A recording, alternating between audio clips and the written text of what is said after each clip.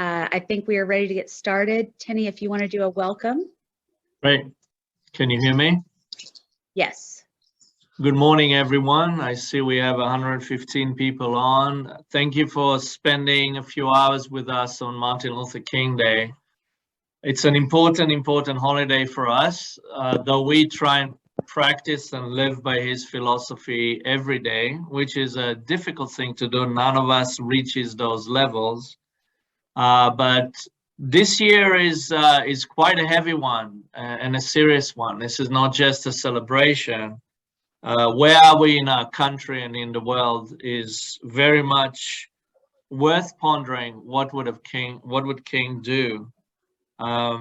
We do have a society that actually started to invest in communities that have been completely left out or often left out, and yet King wrote a letter from Birmingham jail because people told him to slow down and not sacrifice order for justice. And he wrote a beautiful letter, which is available on the web, saying, no, we do need to push now. And I think we face today, 2022, a very similar conundrum, right?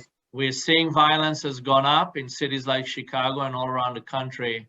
And there is an urge to go back to old strategies of controlling people. While we here in Chicago and other places actually are starting to build and invest in also civilian infrastructure to help and reach out and do justice and support the people who are struggling. So thank you for being here today. The theme for today is how are we building the beloved community?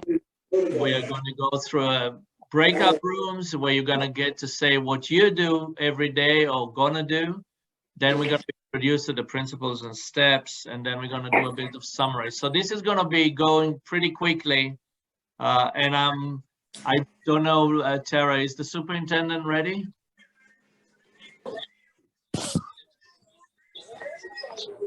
Hey, make sure you speak on.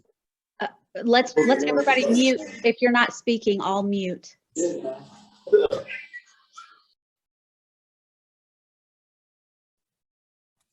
Tenny, I'm not getting anything from Glenn. There you go. So the soup is still he's tied up. You know, I'm more than happy to fill in because I know you do have a big day going. So let me know how you guys would like to proceed. We don't want to, you know, mess up your schedule or anything like that. We will go on to Ashley now and just let Tara know when he's available and we'll proceed. So I'm going to head it to our coordinator of training, Ashley Perkins. Thanks, Tenny. Well, good morning, everybody. As Tenny stated, my name is Ashley Perkins, and I'm the training coordinator and lead trainer of Nonviolence.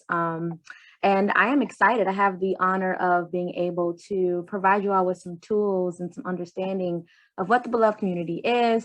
And you'd be surprised how you're already participating and already actively building the beloved community. Sometimes we do so much and we don't realize it because we don't have the language. And so I have, again, the honor of sharing that language and giving you all some tools so that you can not just on accident build the beloved community, but you can build the beloved community with some intentionality. So I'm going to go ahead and share my screen and I am going to jump into some content.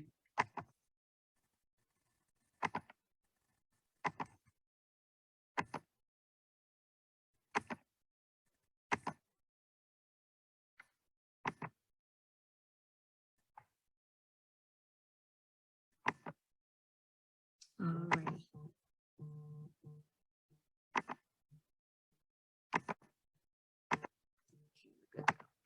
Alrighty, so I am going to give you all just a brief understanding of what the beloved community is by definition. And then, of course, it's not really a training if I don't give you all something practically to do, right? And so the beloved community is this global vision in which each of us are to treat one another as brothers and sisters. It is this understanding that you are not just my neighbor, You're not just the person that lives in my building. You're not just the person who I work with. You're not just the stranger standing on the corner asking for money. You're not just the person, the mom in front of me who is shortchanged in providing groceries for her child. No, you are my sister, you are my brother. And if we have that attitude, there's certain things on our watch we will not tolerate, such as poverty, hunger, homelessness, and things of the sort, racism, and all forms of discrimination. And then the way that we handle conflict and disputes would be in a way in which we are actively seeking reconciliation and not just trying to prove our point, right? And then I want to go ahead and really bring to light that we have to understand that building the beloved community is not just those that are in your country, in your community, in your state, right, that you work with. But no, building the beloved community is even internationally. That means that we are concerned about what's happening across seas, right? Because again, the beloved community is a global vision. Now, let me also say this is not this utopian, peaceable kingdom, this belief that we will one day reach a point in which we will never experience conflict. No, no, no.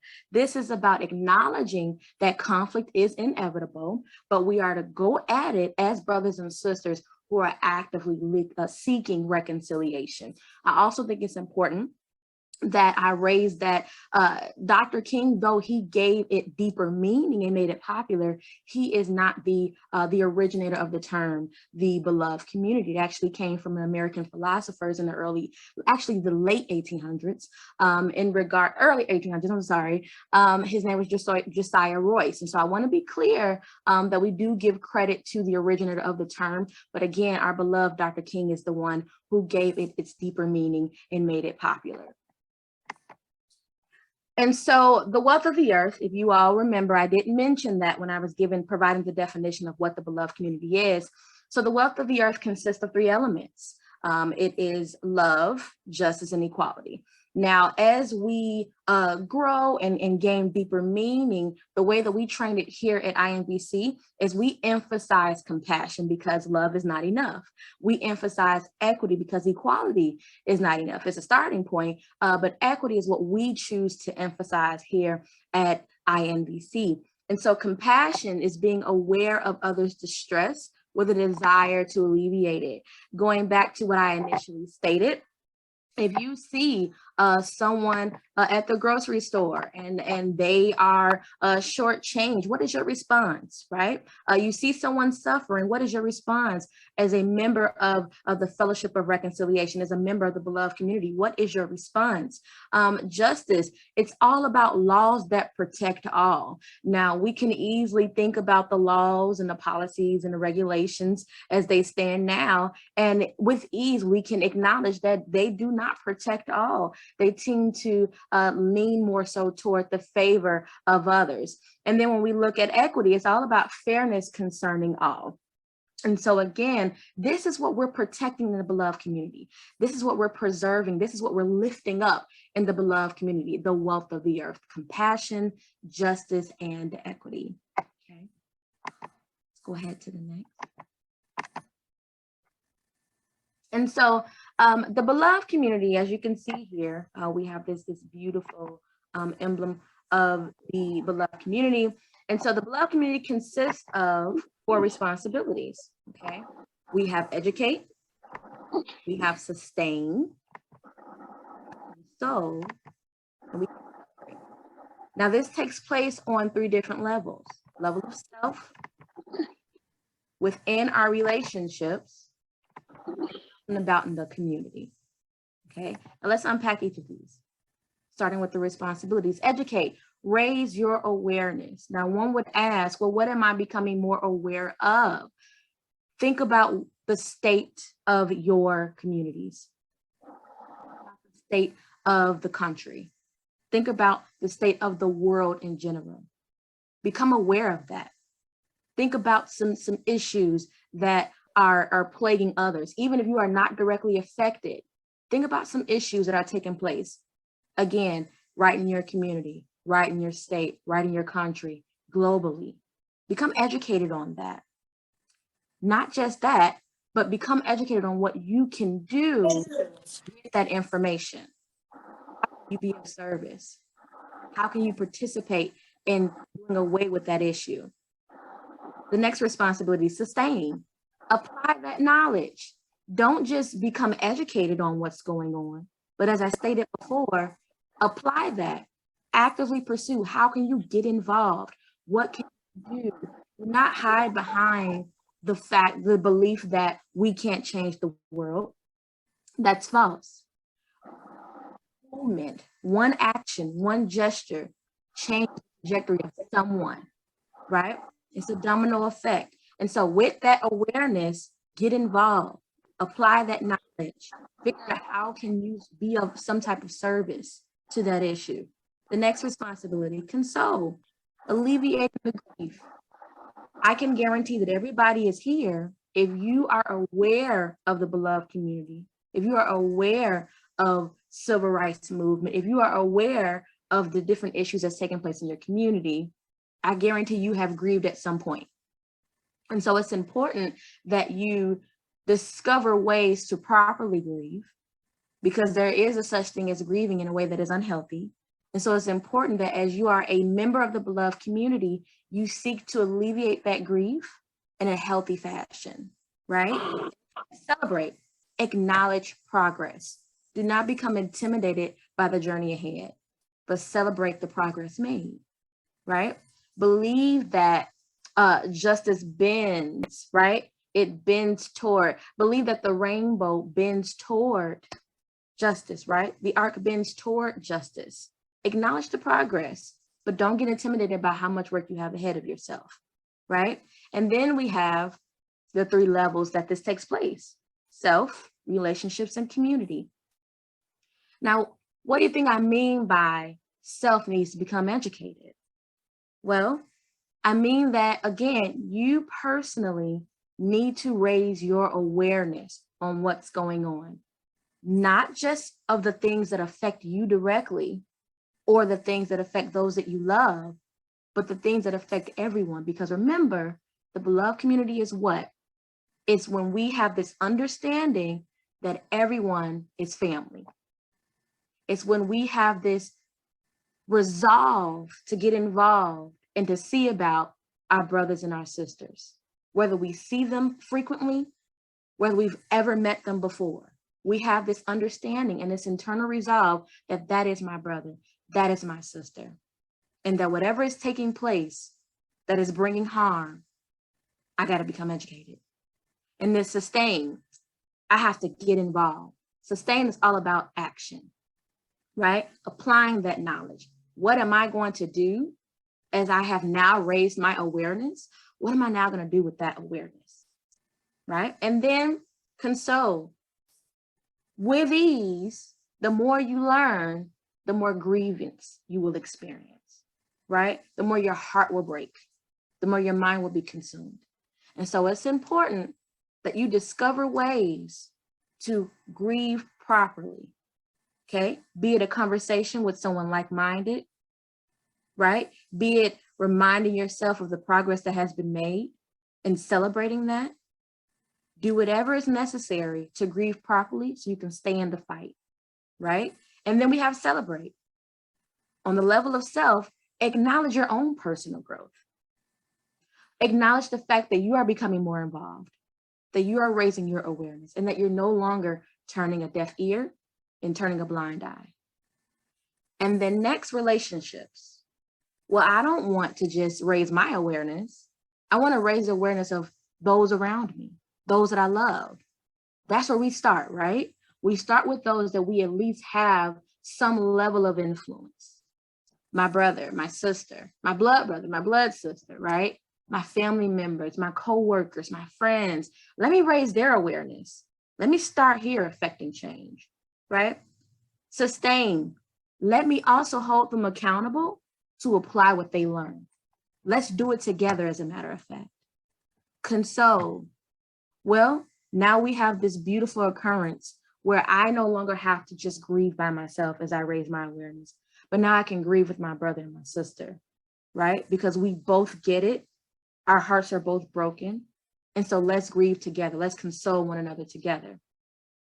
And then let's celebrate the fact that not only have I raised my awareness, but now my loved one, my friend, my coworker, they're also raising their awareness as well.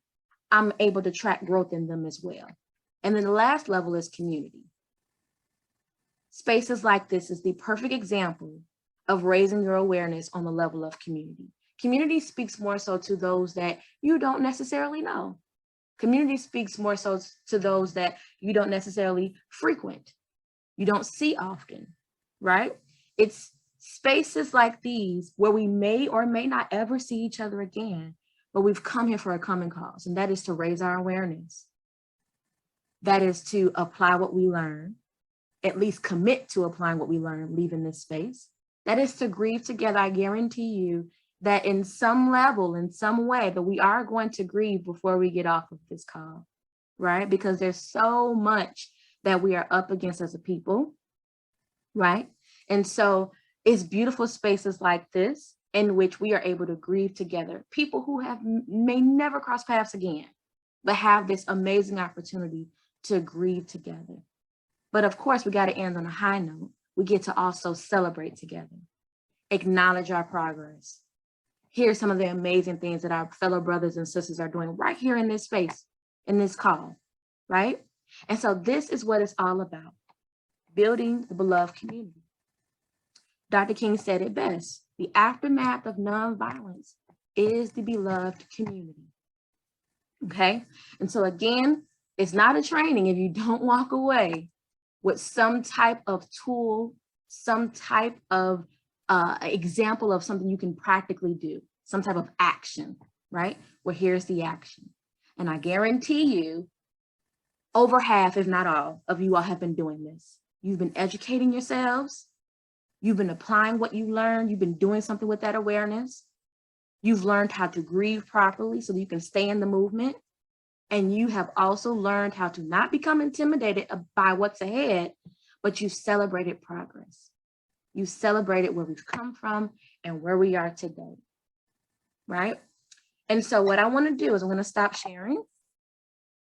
I'm going to check in to see if there's any questions for anything that was just shared.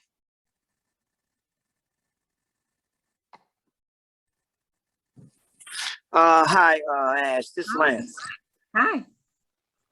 Yes, I really enjoy listening to you, and also the skit about the grieving process. Mm-hmm. And I think that is such a very important process because everybody grieves. No, I'm grieving right now. I just recently lost a first cousin of mine. His funeral is tomorrow, and I mean, my cousin them, they gone crazy, and people just really need to know, I think, how to grieve. It really helps settles us down. Thanks for that, Ash. Mm-hmm. Absolutely. Thanks for that, Lance. You know, Lance, you raised a very valid point. The beloved community is beyond just addressing social issues, right? It's also just being a presence for your brother and your sister. And so thank you for raising that up, Lance, and that reminder that when your brother and sister is grieving in any capacity, right? When your brother and sister is progressing in any capacity, be it GED, be it graduating from college, be it coming off the street, the purpose is being a presence as a brother and a sister. So yes, it is. Yeah, thanks for raising that up. Thank you. Thanks, Mary. Absolutely. Absolutely. It's certainly a lifeline right now. Thanks for sharing that. Anyone else before we go ahead and actually jump into some breakout rooms? I got good morning. Good morning. I got a quick question, Ashley. How you doing? I'm good. How are you? I'm all right. Good. When we dealing with the beloved community and the concept that goes behind it, how do we bridge the gap to those who see each other as competition? Automatically it's a competition because we might be applying for the same job, or it might not be enough food for everybody. So you can share at some point. Automatically the first law of nature kicks in, which is self-preservation, and everybody starts to go back to that instinctive desire to, I got to make sure I'm straight first, or I got to make sure my family is straight, is because if I'm not well or if I'm not fit, then I can't actually help anybody else. So how do we get people to see that beyond that, the greater goal is for us to all be in one space together and happy? That's real. Thanks so much for offering that up. I would say it starts with you. I would say it starts with you, right? We are innately, we're not, so let me say this. We're not born a violent people. We are not born violent. Circumstance makes us violent. Do me a favor. Could you go ahead and mute if you're not speaking? Thank you. I really appreciate that.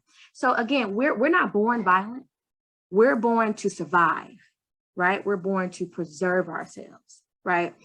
But the beauty of the human nature is that it can be curved, it can be contoured. And so to answer your question, I think that it begins with us curving our nature and bringing our nature under subjection to nonviolence, right? And so I don't want to get too ahead of myself, because we are going to jump into principles and steps a little bit later, which speaks to a lot of what you just mentioned. You want to bring your nature, right, under subjection to a higher standard of thinking, a higher standard of doing, and it begins with you. Let's go back to the model, the beloved community model.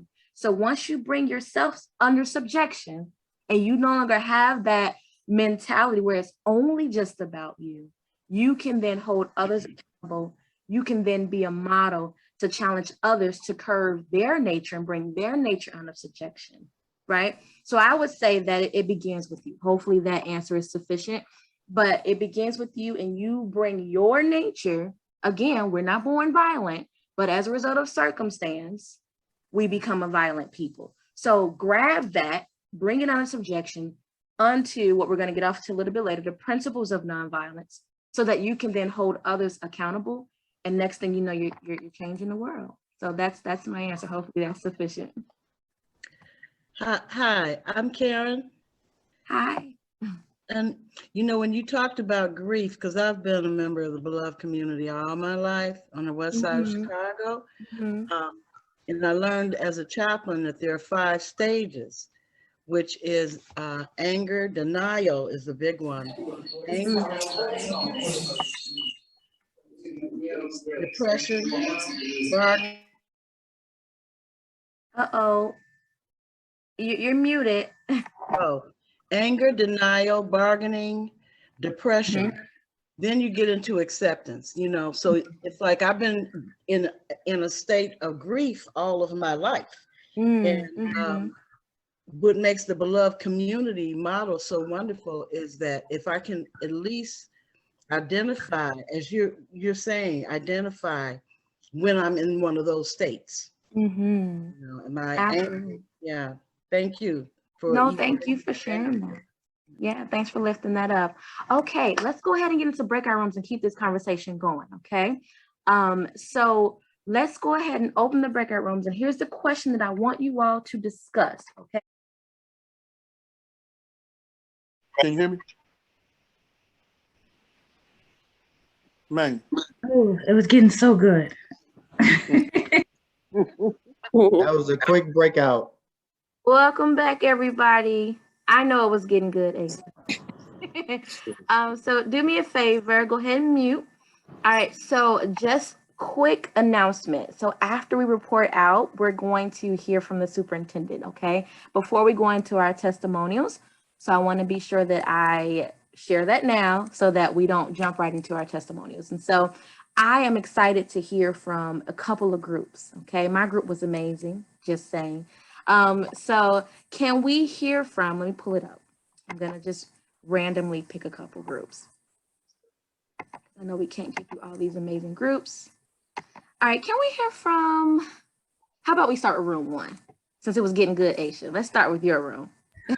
It was great. I think we have a reporter from our group that would like to share a few points that we discussed.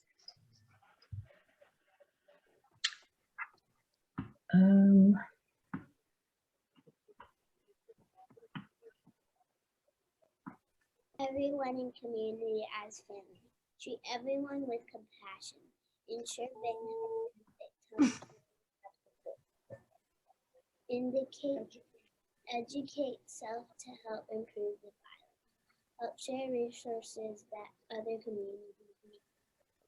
Keep doing the work that we are doing. Look out for our neighbors. Stay in touch. Oh my goodness.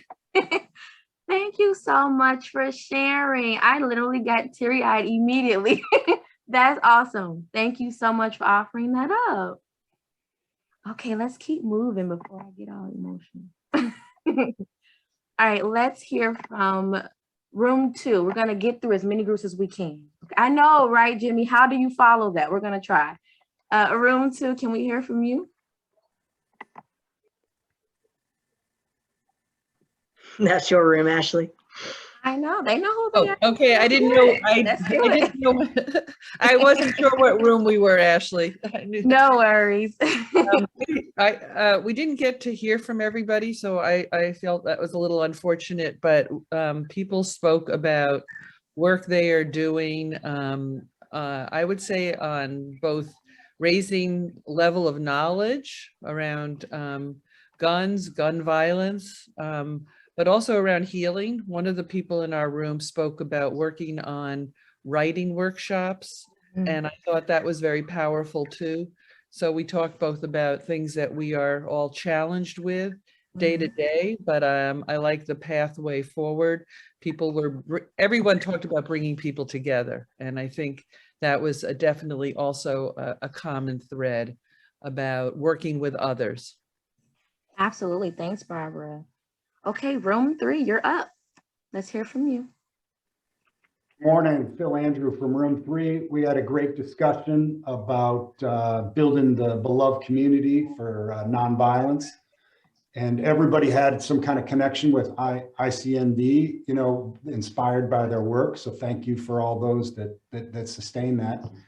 And two big points were, one, that it started with ourselves, whether people had been touched by violence or wanted to do something about violence, that it started with some sort of personal accountability to reach out and touch others. And then that work thematically is sustained by community, by actually having some relationship with somebody else that that you've increased your both your presence and your force and your accountability to do more for the community.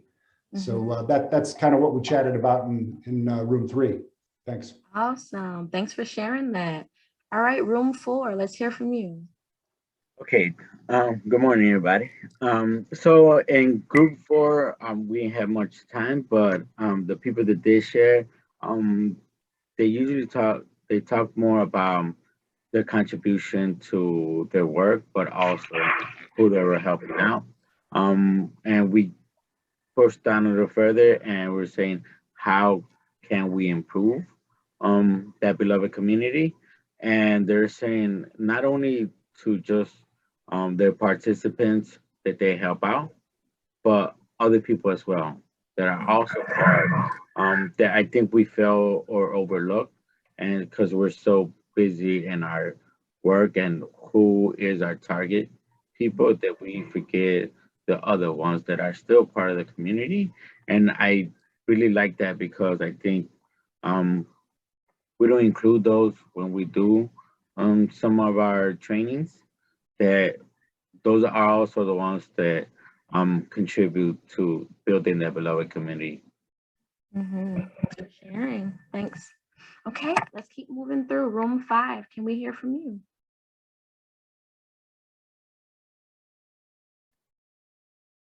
Room 5, do I need to remind you who you are? So the lead for room 5 was James. So we discussed that awareness, like we have a lot of people that were on the call. We didn't get to hear from everyone, but the main focus is getting people who don't understand how they can contribute to helping nonviolence. And then for us guys who have who are like boots on the ground, so who are more in touch, just keeping that commitment, not giving up with every day is not going to be a great one, but we got at it and just bring just the awareness and the mental aspect of it. Like, we know people need help, not just financially, but also mentally. So bringing that awareness, trying to get that help to people. Absolutely. Okay, so we have about 3 more minutes before we're going to move. So I'm going to jump all the way to the end. And can we hear from room 14?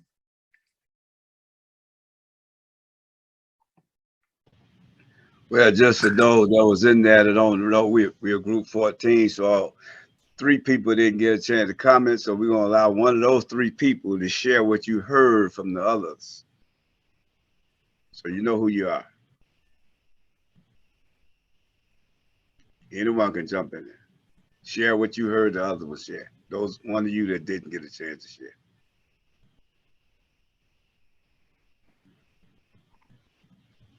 Don't be shy. Whatever you offer, trust me, we're going to glean from it.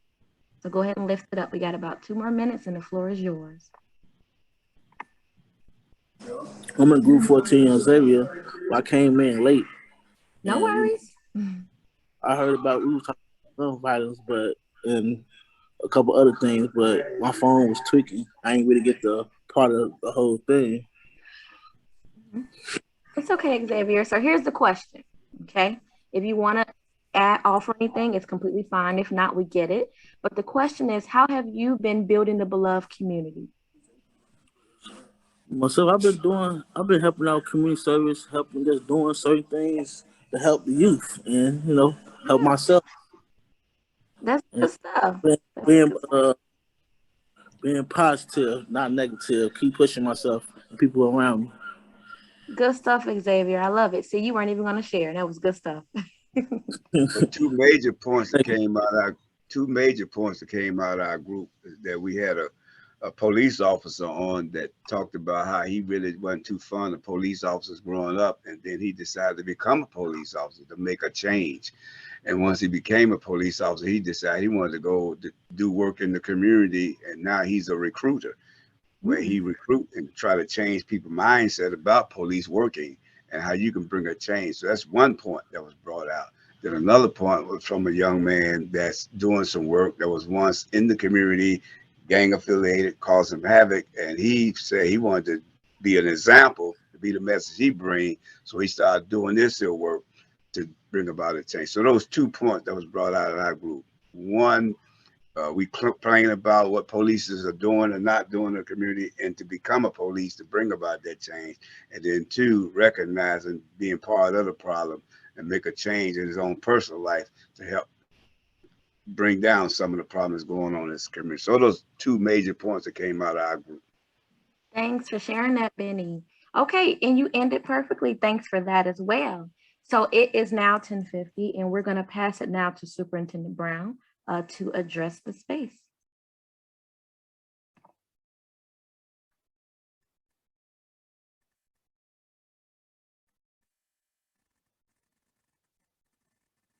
Superintendent Brown, are you all set to go there?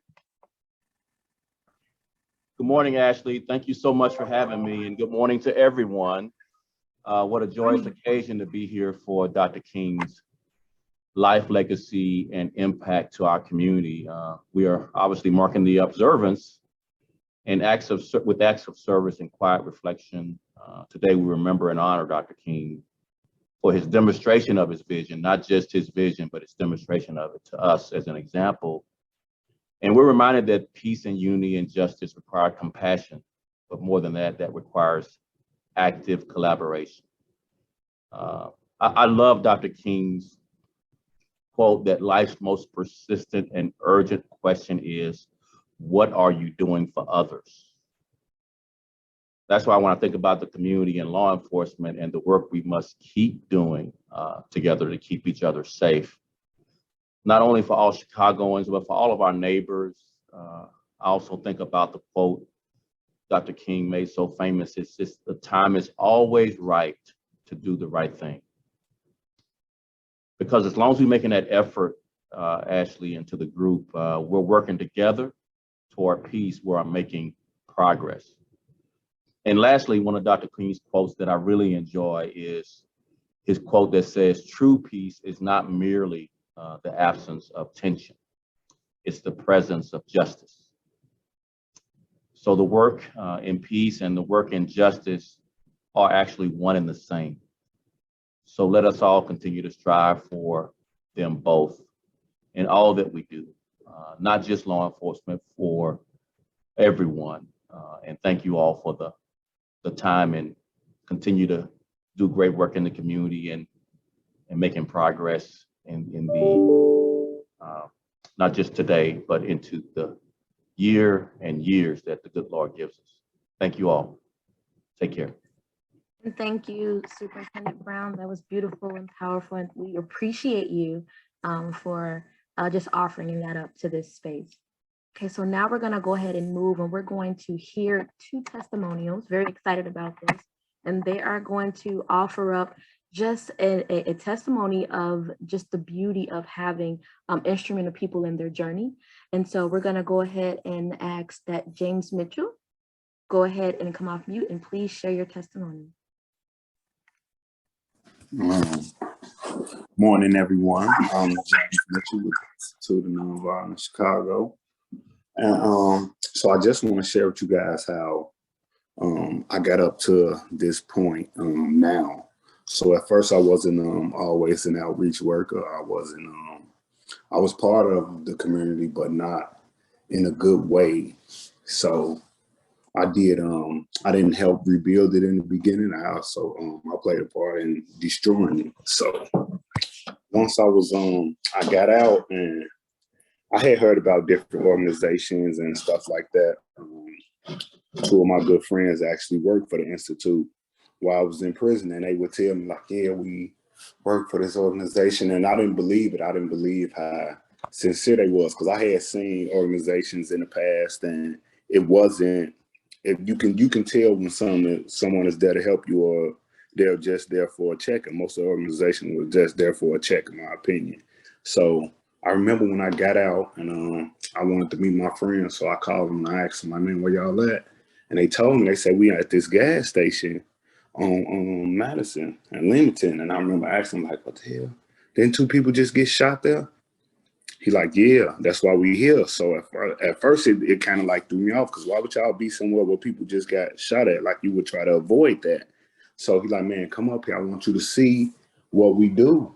So I went to the gas station, and they were out there helping. Like, you can see how happy people was to see them. Mind you, they was just in a spot where most people would have stayed away from. I would have advised people to stay away from, but there the Institute was helping, feeding the people. Not only that, but trying to get to the root of the problem and seeing how they could solve it, how they could keep these guys from shooting each other. And for me, it was an eye opener. Like, I seen how happy people was. I seen how sad people was before. And then I seen the change. I seen the hope that the Institute gave. And I just knew, like, all right, this is what needs to be going on. This is what I need to be doing. This now I come to learn as a part of my restorative justice. So it's needed, man. And I'm grateful.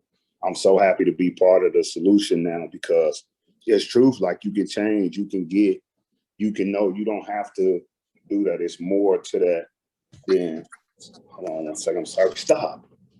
It's kids, it's more to that than what we know. So I'm definitely grateful for the Institute.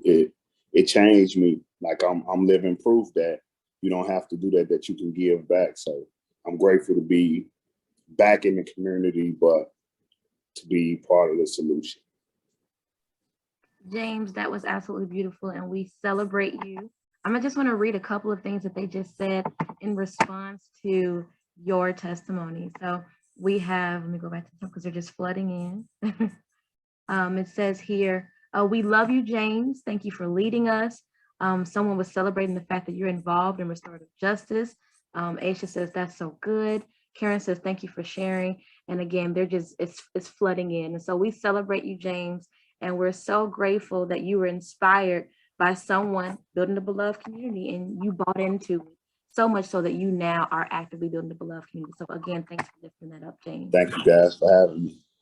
And so now we're going to hear from Pastor Mac, and he's going to also share about someone who was instrumental in his journey. Thank you so much, Ashley, and to everyone that have spoke before me. I'm grateful for this opportunity to share. I want to commend those who have helped put this together. Thank you, James, for sharing your heart. To this point, I have summed up my life by looking at it in thirds. The first, second, and third. The third part of it is which I'm currently living. I've always been careful when sharing my heart and my testimony where we don't have time to really unpack the conversation for the reason primarily, I don't want you and what you see today to send a message that you have time to change or walk in your destiny. The time is now. I've segmented my life in thirds for very particular reasons and by the things that have impacted me both good and bad, and of course, my part in those. Good or bad, my life has been impacted by people, places, and things, which always led to my choices. The first third of my life was heavily influenced by my grandmother, her love, discipline, and her leadership. However, by 11 years old, the streets became appealing to me. The life of a hustler and a desire to have what I saw. Material things, women, the glit, the glamour, all those things influenced my choices. Those choices or those people, too many to name, that had bad influences on me. Those things will lead me into the second of the three parts of my life. Let me point out our willingness to win or have to be the best can be a blessing or a curse, depending heavily on the choice that you make. During the second third of my life, I achieved what I set out to have: respect in the streets, money, the glit, the glamour, and the women. The choices I made gave me access to things that would eventually be my fall or my downfall. Interestingly enough, I entered into college at 16 years old as a freshman. I went to Alabama State. Again, the influence of a loving home helped me to get there, but my choices and my love for the streets continued to follow me. I sold drugs in Alabama, or it might be a time to point out, I also used them. My drug of choice was weed. And again, the blessings or the curses that can be attached to anything is always there. So being an athlete afforded me a lot of opportunities. And during my grammar school years, there were two teachers that influenced me. One, Miss Williams, who had the most impact on me. She showed me things about myself that would be instrumental later. And secondly, Mr. Sweat, who taught me discipline and hard work is always rewarded. To be honest, I didn't care for either one of them at the time, but the impact that they had on me remained with me to this day. During my high school and college years, I made bad decision after bad decision, yet the good choices were always there to kind of keep me in line. And during the third part of my life, I ended up on 73rd and Perry. That is where all my hard work to be a successful street guy caused and came to a climatic end. My choices led me to nice sums of money and access to things, and I wanted all the time, but I lacked love. The love that was given to me as a child, it had dissipated, it had went away. I learned that at that time, I earned a Class X felony because of my choices. That felony haunted me for over 30 years. I remember one day waking up and my oldest daughter, which is now, of course, though she was an infant at that time, we were both engulfed in flames, and the bed that we were laying in was on fire. That led me to losing everything materially, and ultimately the streets that I gave so much to no longer needed me or wanted me. And because I had nothing left to give. Those tragic moments, they led me to make some hard choices during my time in Cook County. I was released into this now defunct program called the Day Reporting Center. And I met a drug counselor there, of course, because I smoke weed every day. I drop dirty every day. But in that drug, it's called Haymarket. And his positive impact on me during the darkest times of my life influenced my choices. One day I was helping somebody to stay awake in the class, and I got kind of attacked by one of the officers and said, if you want to be so smart, then teach the class. And that started me on this path I'm on today. During that part of my life, or that third level that started, it led me to now a defunct program called Jobs for Youth, where I worked so hard to become what I needed to be. With the felony over my head, I was blessed to work to become the director of sales in a software company. The things that I did during that time didn't stop me. And the words that that counselor said to me said, never be ashamed of who you are. Work hard at what you need to become and everything will fall in place. Oh yeah, that felony of 30 years was recently sealed. The favor of God and the examples and foundations of the first third of my life is now my drive and motivation. The love, unconditional love that my grandmother showed me has influenced me to become a positive force and having a positive impact on the people, places, and things. My love for people, places, and things is why I'm here today. Simply stated, what I do and what I do and where I do and how I do in the community is because love can and will change all things. I simply leave you all with these words. Don't let your past mistakes hinder your future progress. Thank you for the opportunity to share. Thanks so much for offering that up, Pastor Mac.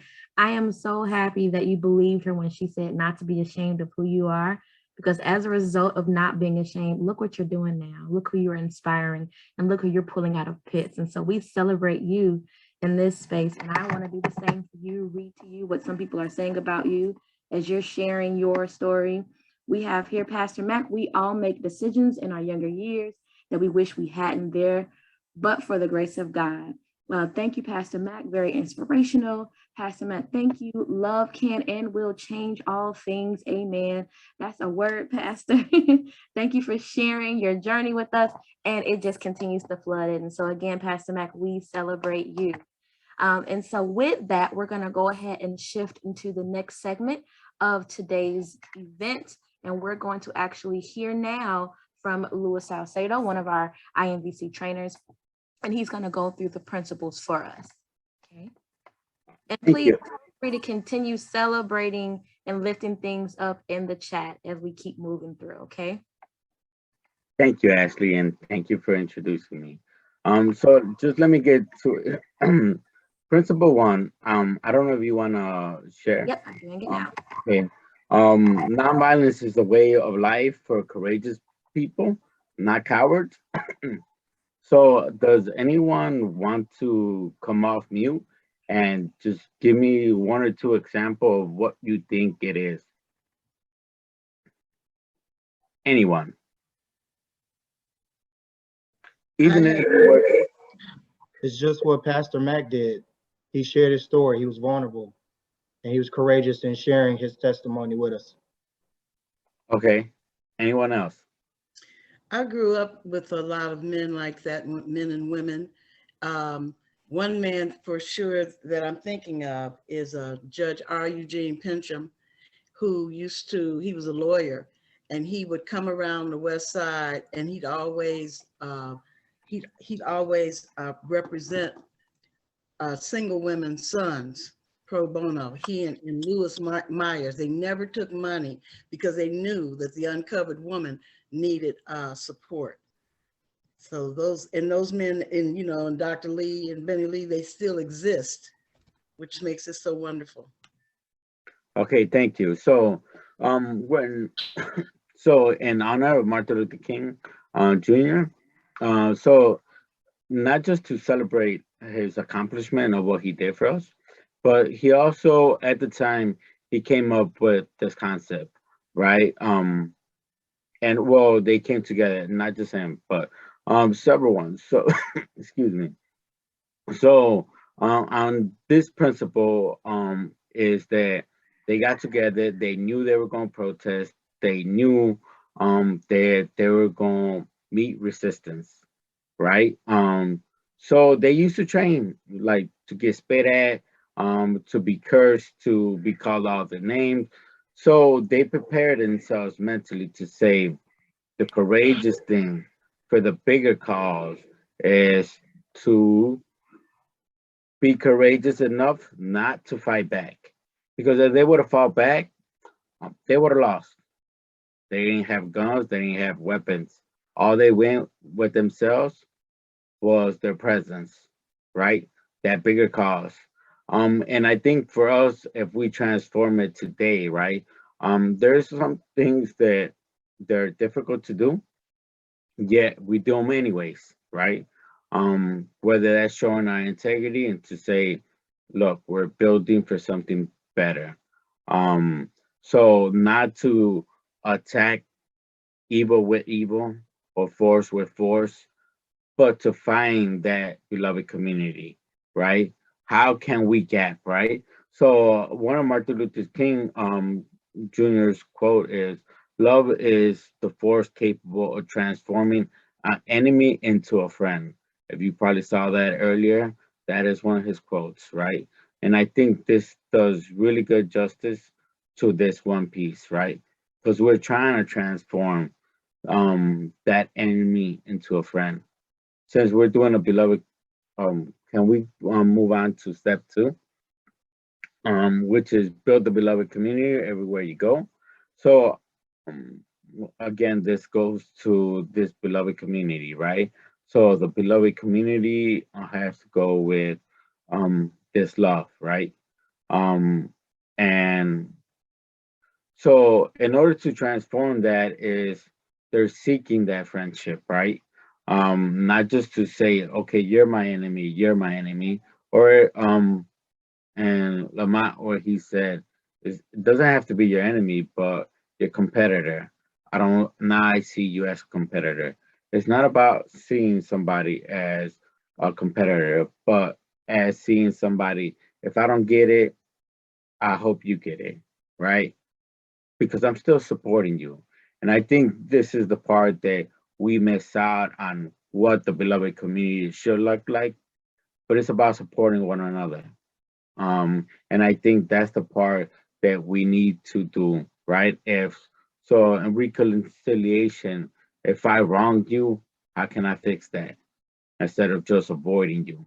So some people just say, I'm going to avoid it. And whether you stick with that little shame, and it's only after something happens that you say, you know what, I was wrong. But yet, while that person is alive, we don't admit it. So I think those are some of the things that we're trying to gap with the beloved community. So it's not just the other person, but you extending that hand and try to build that strength to build that beloved community. So principle 3, attack the forces of evil, not the person's doing the evil. So for this one, I want somebody to come off mute, 1 or 2 people, and just share what you think this is or what this means to you.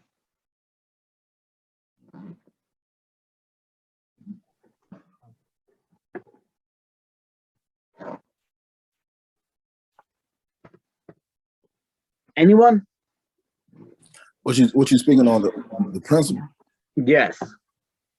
Attack force of evil, not the process. That's what you're speaking on, right? Not the person doing the evil, yes.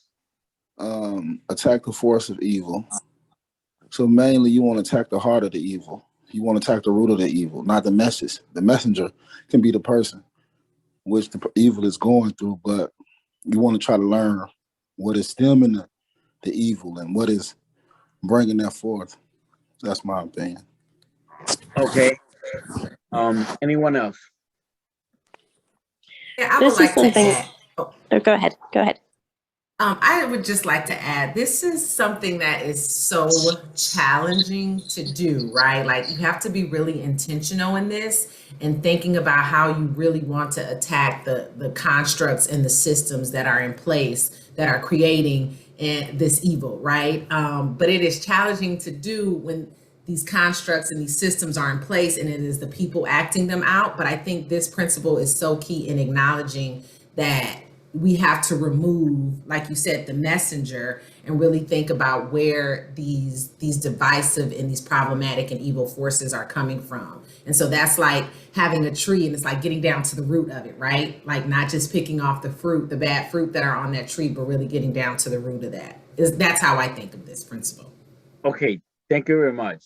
So and I think you got a little bit too in depth, which is good. So for the people that are not aware, attack the forces of evil, not the person's doing the evil. So we're not looking at somebody sells drugs or if somebody sticks somebody up. It's more about the why they're doing it, right? Why was what was the reason for them to sell drugs in the very beginning, or why did they had to go rob somebody, right? We're looking at the systems, right? They probably didn't have a good education. They probably were at home with no presence of their parents or some legal guardian, right? Or if they were under the influence, right? Or just the system failing them, right? And I think we do have to look at it. And Martin Luther King did recognize when he created this principle was that there was the military, which you want to call it mass incarceration, hate, right? Which the racism, right? If they don't let you into a certain place, it was because it was systematically set up that way, right? So some of these things is where we have to look at it. And then for the person that was speaking, I didn't catch your name, but you're right. I totally agree with you, is the way to attack these systems, right? To say this is why we're failing and this is why we're being marginalized. Yeah, as Ashley was talking about, the equality, right? How we're trying to make it. And if you're in that beloved community, and if we join together, those are the things that Martin Luther King was talking about. So for principle 4, accept the suffering without retaliation for the sake of the just cause, right? This is one for some people is a little hard to grasp or to even want to follow, right? And some of the things is like whether it's a just cause and say, you know what, people don't like to get arrested just by protesting, right? And some of it is say, well, we have to show that force, right? Even if it calls to uncivil, right? And for some people say, well, I'm willing to accept that for that bigger cause. I'm bringing awareness to something that's bigger than just me, right? And I think for Martin Luther King, he was Junior was not able to see what he fought for, right? But he did accept all the suffering. He didn't attack back. Even when he was in Cicero and they threw a brick on him, right? He encourages people. He still had his hand on his head and he said, nonviolent, nonviolent. But yet he still accepted it. He saw the bigger cause. And I think that's the thing that for some people, they're not willing to accept it for that just cause, right? So which lead us to principle 5, avoid inner spiritual violence and outward physical violence. Where does this start from?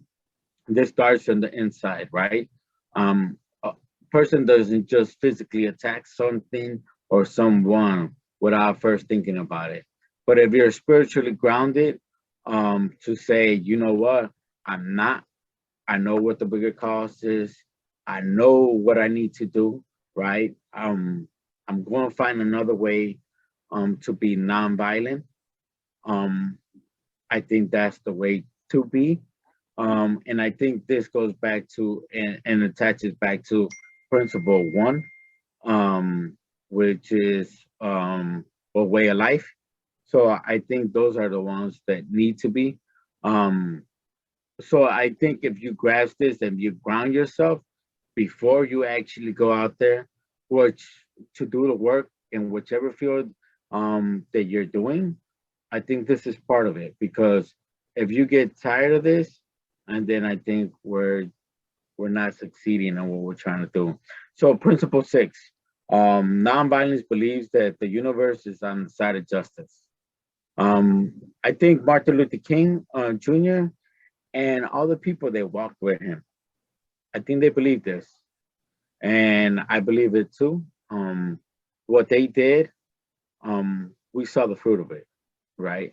And I think the thing we're doing now, whether we're seeing little bits and pieces of it, I think people in the future will see more of those, of what we try to push for. We might not be the Martin Luther Kings, but we'll be the followers. And if we're fighting for that just cause, I think that is a great model to follow.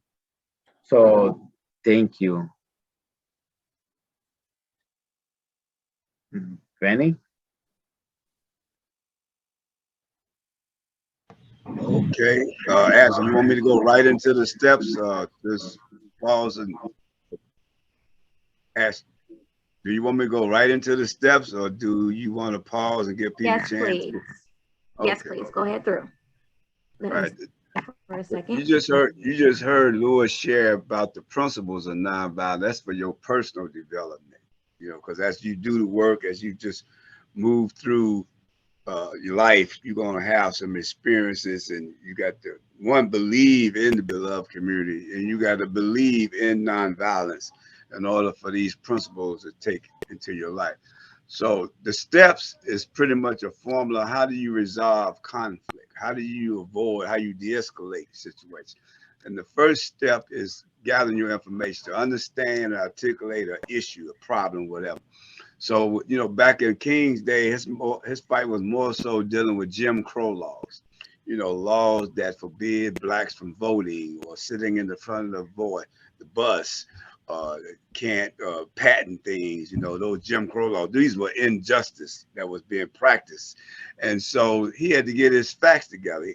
One fact is that the Jim Crow laws were a direct violation of federal laws. And another fact was Jim Crow laws was a direct violation of black people constitutional rights. And the third fact is this: the federal government wasn't doing anything to dismantle those Jim Crow laws. They was allowing them to exist. So once he got those facts together, he had to move to the second step, and that's to share the information, to educate even his opponent, Governor Wallace, right? Bull Connor, and even President Kennedy at that time, of these facts, right? So once you get your facts together in any situation, like you might be walking down the street and you might see a young guy was just walking towards you, and then all of a sudden 4 or 5 guys coming to attack him, right? And then when the police come on the scene, you give testimony. What you saw is that this guy was just walking down the street, minding his own business. These 4 guys came. But now it might be another witness further up the road where this guy came from and saw this guy robbed a lady, knocked her down. She screamed, and these 4 guys pursued him, right? To pursue him, to apprehend him, right? To create some justice there. So once all the facts are there, then people can see the whole picture. That's why it's important to get your facts together before you come with a situation, right? And then now you got to educate. When it comes to sharing information about the facts, like in our case, as convicted felons, people wonder why we just don't get a job, why we resort back to crime. What are some of the facts?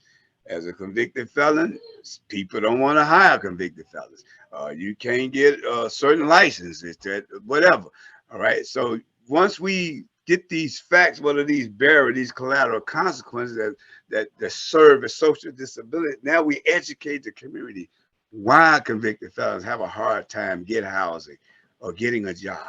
And so when we educate the community, society of these facts, then it get people to look at it a little different. That's about sharing information. That's the second step. The third step is to strengthen your own personal commitment to follow these things through. It can be something on the job, an incident happened.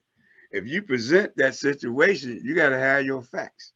And then you got to pick, who should you share this with? Should it be your supervisor? Should it be an employee? Or should it be the person that's directly impacted by the situation to raise their awareness? So you got to be committed, one, to check in, affirm, that you're going to do this with some integrity. You ain't going to attack your person. You're not going to look at them as an enemy. Your goal is to do this in a non-violent way, and keep it in mind, to build a beloved community. You don't want to come in there with no chaos. We're talking about restorative justice, right? Someone in the community may say hurt someone's family, and they get arrested for it, serve some time for it. Then that person come back to the community. Both families still live on their block, right? How do we bring families together to do some reconciliation so this won't lead to some ongoing retaliation, right? How do we build a beloved community? One, we got to have our facts, right? It happened. Someone got held accountable for it, served their time. Now they come back. Now this person want to make some amends, right? We got to bring a new awareness, and we got to even let even our neighbors know because they impacted by this too. So you can use these steps in a whole lot of ways. So now, when you run into some kind of conflict with this, you move to step 4. Now you're ready to negotiate. How do you negotiate? To negotiate, you got to, one, have your facts. You got to have all that information. Who should be at the table? Who's all impacted by this situation? That's the second step. Raise their awareness on what your fact. And then you have to listen to your opponent, your so-called opposition, right?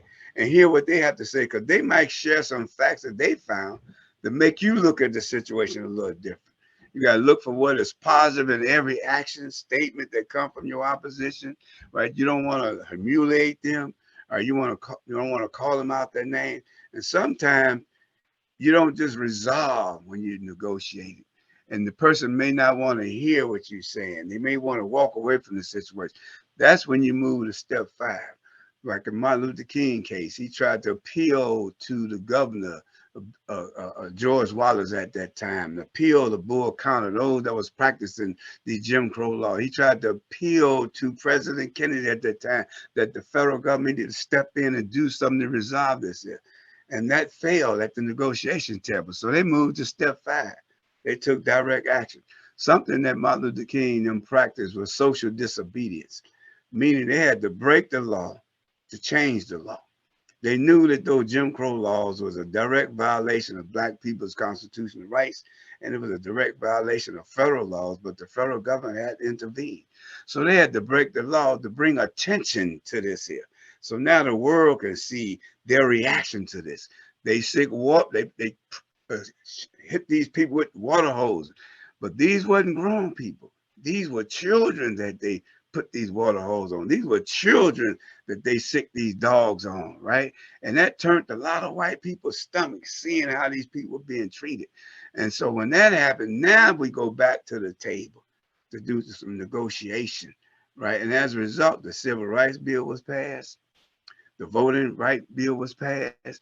But they had to take some action to bring some attention to the situation because they couldn't get what they want initially at the negotiation table.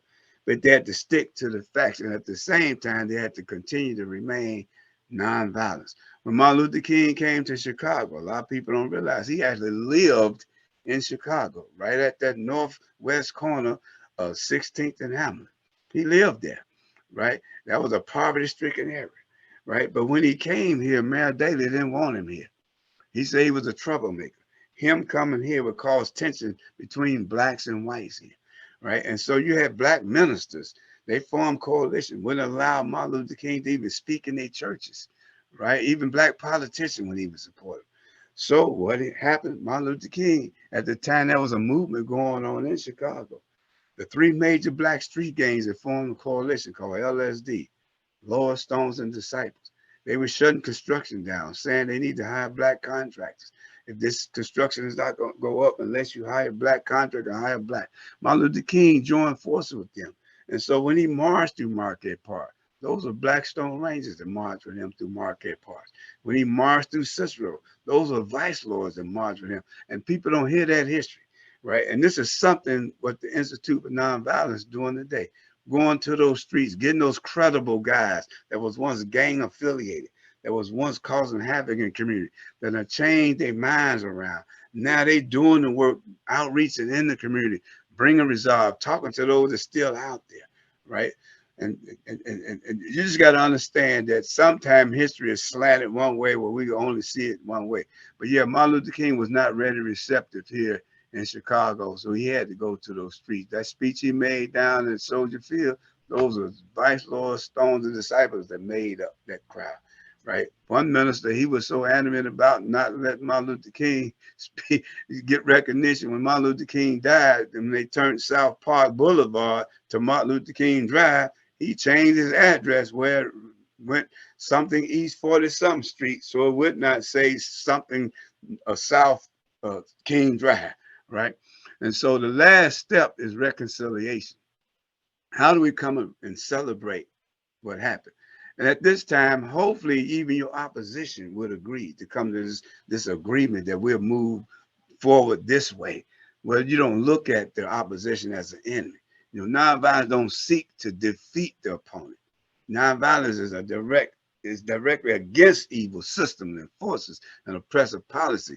You know, we don't attack people, we attack systems, these things like militarism, racism, poverty. You attack those three evils that causes a lot of the violence and the crime in our community. So those are just the steps of nonviolence. You can use them in your personal life. Like if I got a situation with my wife, first thing I got to do is get the facts. I don't accuse her, make accusations, and I got to get the facts.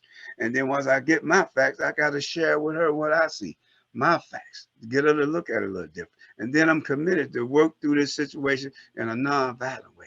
And then we sit down, we negotiate with the facts, right? And then if the negotiation failed, then I got to take some direct action, not to attack her, but just do something to bring more attention to her so she's ready to come back to the table to do some negotiation. And then we come to a reconciliation. So those are the 6 steps of nonviolence. And we use at the Institute of Nonviolence. We use those steps when we discussing issues that different teams bring to the table. And everyone that bring an issue to the table, they have to come with their facts. They have to done their research. You just can't come in and just have cop, because we'll challenge you. Where did you get that from? Did you talk to them? Did you try to get the facts first? And then once we get the facts, now we educating all involved, so everybody is clear on what really happened.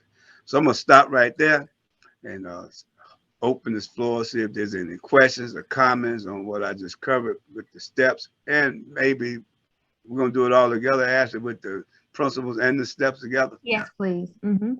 Okay. All right. So we're going to breakout room, or just people gonna raise their hand and make a comment or ask the question? Well, we'll just give it about 30 seconds to see if anyone needs any clarity on the principles or the steps. And you can also use the chat as well, and we will be sure to address those questions by the end of today's session. All righty, well, I see that there's none. Thank you, Lewis and Benny, for breaking down the steps and the principles for us. And so naturally, you should already know what's next, guys. We need a call to action. What are you going to do with everything that you gleaned today? Building the beloved community, utilizing the steps, allowing the principles to serve as your anchor and a higher standard of living. What are you going to do with it? Are you just going to be proud of yourselves for joining us today? Or are you going to actually go out and actively do something, right? Well, hopefully the answer is the latter, that you are planning to do something with everything that you have gathered today. And so let's go ahead and give ourselves a good amount of time actually to discuss that in our breakout rooms. So I am going to go ahead and turn.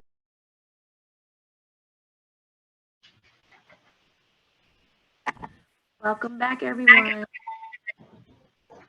Okay, let's jump right into it. I'm excited to hear about everything that you're committed to doing. And my hope is that as we listen to one another, that we're inspired and we grab from this group and grab from that group. Okay. All right. So let's start with room 1. What are you committed to doing with the tools you were given today? Are we going to have our beautiful little speaker speak again? Just name a couple things if she can.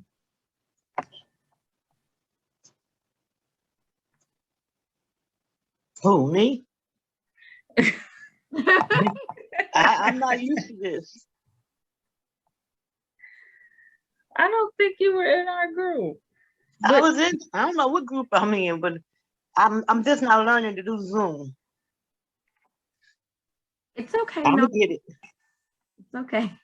We would love for you to share. Absolutely, we would. Well, I was born in, I went to Martin Luther King's march. I went to his speech and Soldiers Field when I was about 11, and I was really hurt when he died. A lot of stuff I've been through. You can see I'm an older person, and I'm just glad that I'm in this group, in somebody's group. But I get used to this. This is my first day. No, it's okay. It's okay. And thanks for offering that up. Did anyone else from group one want to also offer up what are some things that you all are committed to doing moving forward?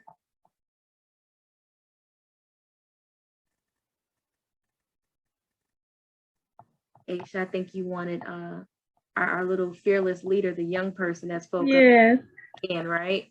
I did, but it's okay. I'll just name a couple of things. We just talked about balancing yourself, spirituality, grounding yourself whenever you get to a point where you may be angered or may feel some type of way. Just thinking about the thought first, right? Thinking about what am I going to do that, like what action am I going to take that could cause a reaction, whether it's a positive reaction or a negative reaction. And then listening, especially non-judgmentally about from people who you speak to either at work, on the street, wherever the case may be, just getting that understanding of it's not just always about you. Your thoughts are not the only thoughts. There's other people who can think differently than you, and you have to be okay with that. So, and then basically taking that communication skills to the streets, basically. So that's what we discussed. Good stuff. Thank you so much. So we're going to jump to the rooms we did not get a chance to hear from last time. So room 6, can we hear from you?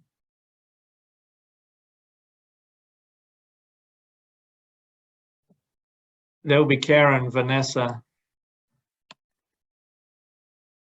Hi. We talked about more outreach into the prison from one of our participants, which is, I'll try to write down everybody's name, but with his organization, and Soledad talked about doing the same thing at the university in Northwestern. And so we also were talking about more information, education in the, of course, this whole education piece. I'm trying to remember everything that was said. And I got caught up, but that's it. Just you know, and more collaboration, especially with churches, because it was Denise was connecting David, I believe, with her church, which is Living Word. And then I was thinking, you know, Trinity had sent 60,000 bottles of water to Statesville when they had the brown water thing go down, if anyone knew about that. So, you know, just that type of work. And I talked about just wanting to be a platform. Yeah. Thanks for sharing, Miss Karen. Okay, can we hear from room 7? Swanky. I don't know if we on mute. You're on mute, Swank. Okay, thank you. I appreciate that. I'm off mute. But we got out of room 7 that we were talking about how we gonna have to keep giving information. Uh-oh, you're back on mute, Swank. Share with the people that is more important in our community and our beloved community. So in step 6 is celebrate. That's the key, you know, for that, you know, grab the information and then educate them, and then use number 6 as celebrate, you know, and get the evil from fighting each other, you know. Absolutely. Thanks for that, Swank. Oh, you're back on mute. Okay, so pretty much what we got out. You got this one? So pretty much just room 7, we just really elaborated on, I shared, you know, my favorite principle, which is universal inside of justice, because I remember at one point, you know, retaliation was a way of getting retribution, and now being a part of the solution is our retribution now, you know, trying to get back. And we just pretty much everybody's going to take those steps and principles and use them in their, you know, whether they take it back to their organization or into their personal lives or whatever it may be, just to, you know, I guess, you know, to build a better beloved community, you know. And sometimes you have to revisit those steps in order to celebrate. You know, you have to come back. You know, if negotiation fails, you have to go back to step one, and gather more facts or whatever it may be to, get to that celebration and whatever it may be. So that's pretty much what it was. Thanks for offering that up, guys. Okay, so we have 3 more minutes. I would love to squeeze in 3 more groups. That means when I call your group, drop it on us, okay? All right, so can I hear from room 8? That was us. So we talked about, somebody talked about wanting to continue to educate himself and learn more and add more tools to his tool belt, which led us to talking about teaching the next generation, working with kids more, going out to the schools and providing education to the kids about nonviolence. And then we kind of wrapped up with making sure that we're helping the helpers. So all of you that are out there doing that hard work, that we are also supporting you and making sure that you can sustain this work and consoling you as you see the trauma. And that's definitely where my heart is helping the helper with the trauma that you have experienced in the past and what you're experiencing now, so that you can sustain this work and we can support in that way. Thank you so much. That's powerful. All right, let's go ahead and hear from room 9. This is Darnell from North Lawndale community. We spoke on mainly the beloved community, on how it constantly can fix and shape and ground young men, and also teach old fools how to become better men. It was a lot said, but for me personally, I'm speaking on, I think that it's really important that we continue to instill good morals into our younger generation. We need to allow them to elaborate. We need to elaborate a little more and a little deeper on how to morally allow them to have a voice and let them know that that there's no tomorrow if you don't speak.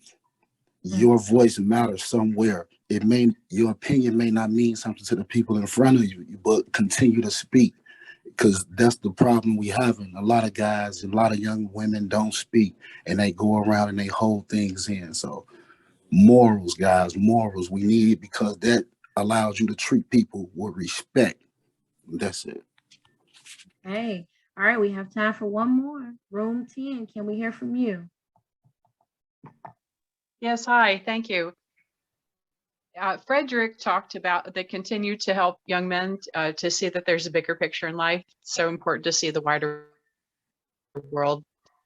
Kelly mentioned, as a clinician, seeing nonviolent steps and blending them into her therapy practice, and creating a practice for the clients that involves those steps in nonviolence, and also to teach her 3-year-old twins about nonviolence in an age-appropriate way. Sal talked about continuing to do the work and including everyone in the beloved community to live lifestyle and be the role model, and it starts with us. And I'd like to end with Pastor Mac's 2 quotes. If you can, get out there and with talking, teaching, learning, and partnering. And finally, to get comfortable being uncomfortable, with Pastor Mac said. So thank you so much for this training, and thank you for this day. Thank you. Beautiful. Thank you so much, Mary, for offering that up.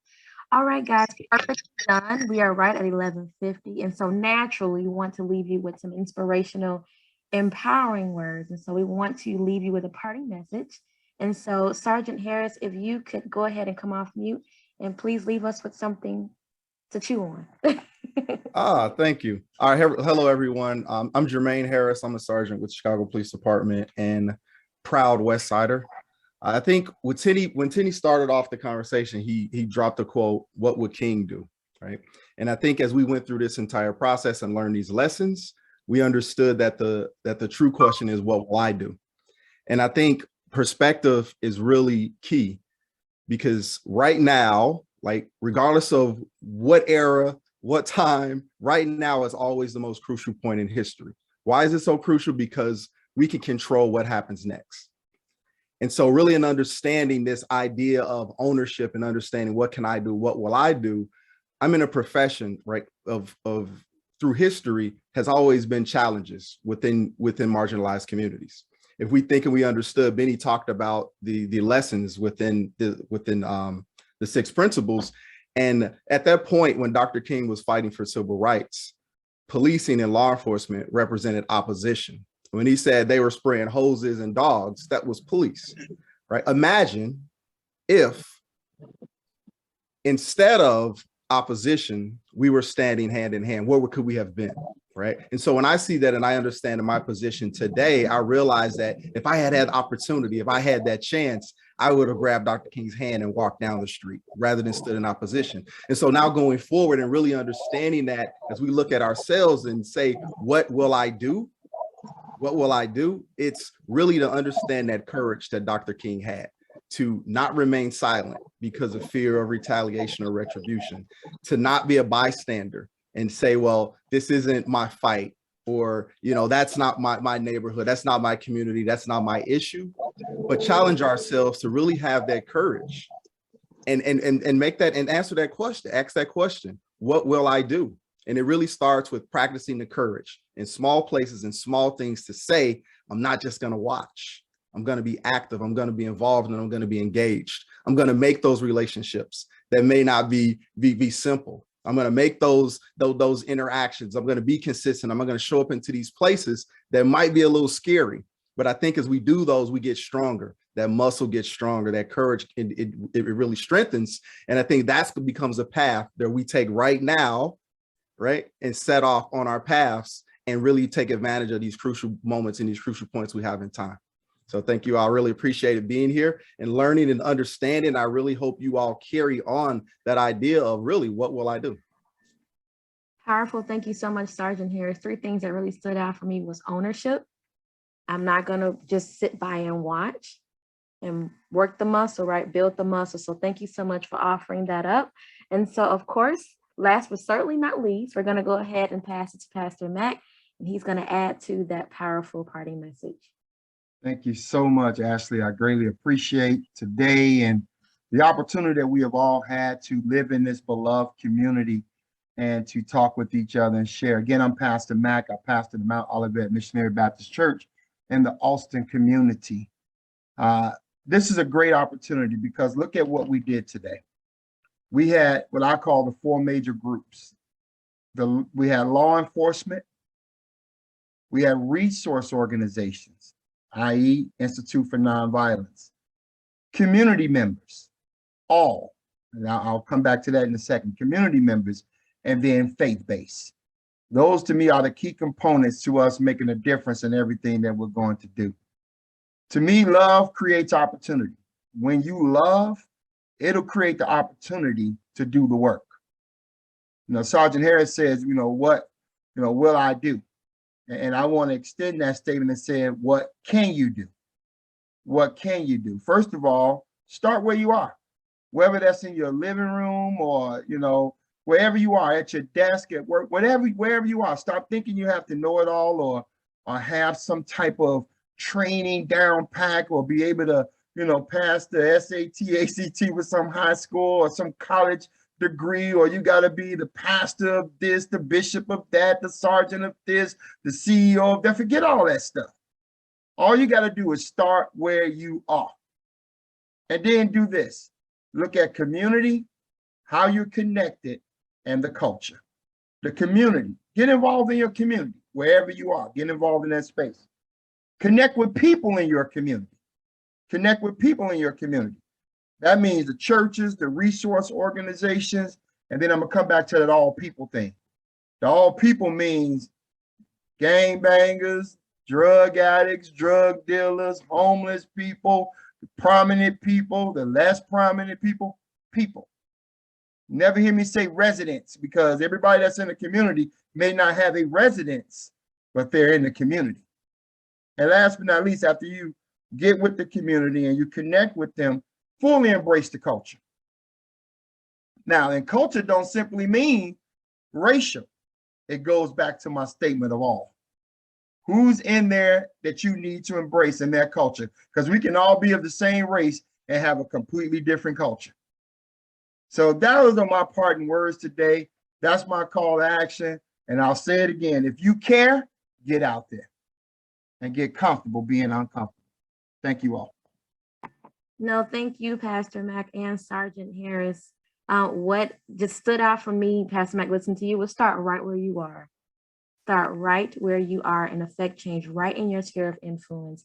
And so again, can we just celebrate? You can throw some things in the chat. You can use your reactions to throw up some hearts and some applause. Can we celebrate not only Pastor Mac and Sergeant Harris, but yourselves for coming out today, raising your awareness, getting involved? It's good stuff. Thank you guys so much. And you have officially been charged, everyone. You've been charged to build the beloved community everywhere you go. You guys go in peace. If you have any questions, go ahead and drop them in the chat, or any just comments that you want to offer up, that's welcome as well. But on our end, we are done, and we are so grateful to you all for joining. But you can knock off the